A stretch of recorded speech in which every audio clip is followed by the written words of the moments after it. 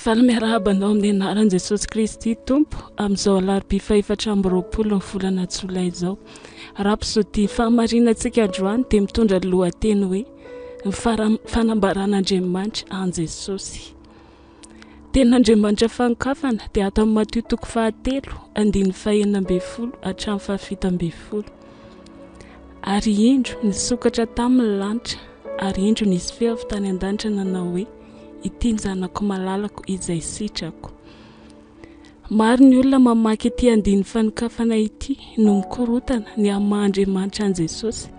Milaza izy ireo fa Andriamanitra aza no nanambara fa zanan Jesosy. Koa ahoana no hitoviany amin'Andriamanitra?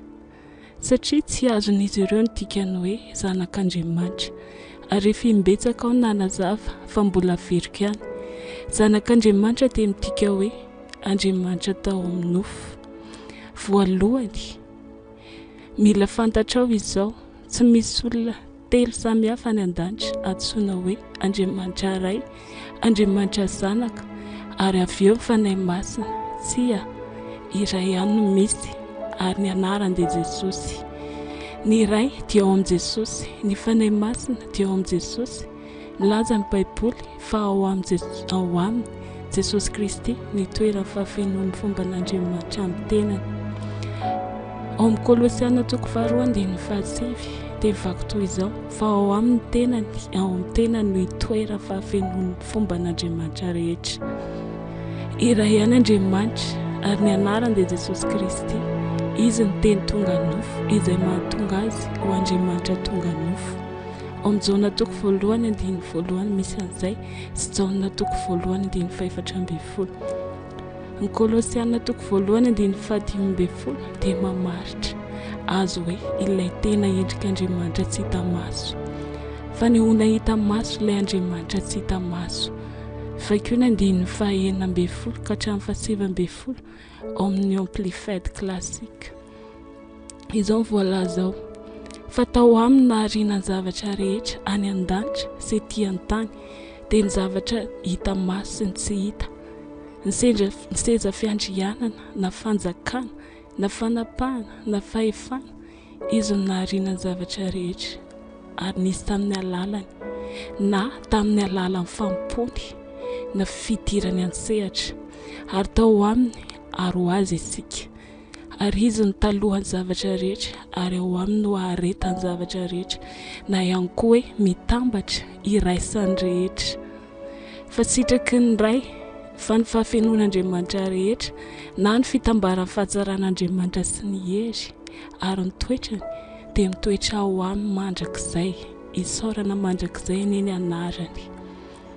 Vakio koa ao amin'ny Titosy 2:7 ary jereo fa i Jesosy Kristy no antsoina hoe Andriamanitra lehibe. Miandry ny fanantenana maharitra sy ny fisehoana voninahitran'Andriamanitra lehibe sady mpamonjy antsika sy Jesosy Kristy.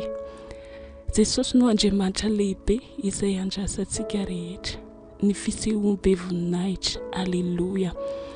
Tsy maintsy mino sy manaiky ny fanambaran'Andriamanitra momba an'i Jesosy Kristy ianao. Nahoana ny zava-dehibe izany?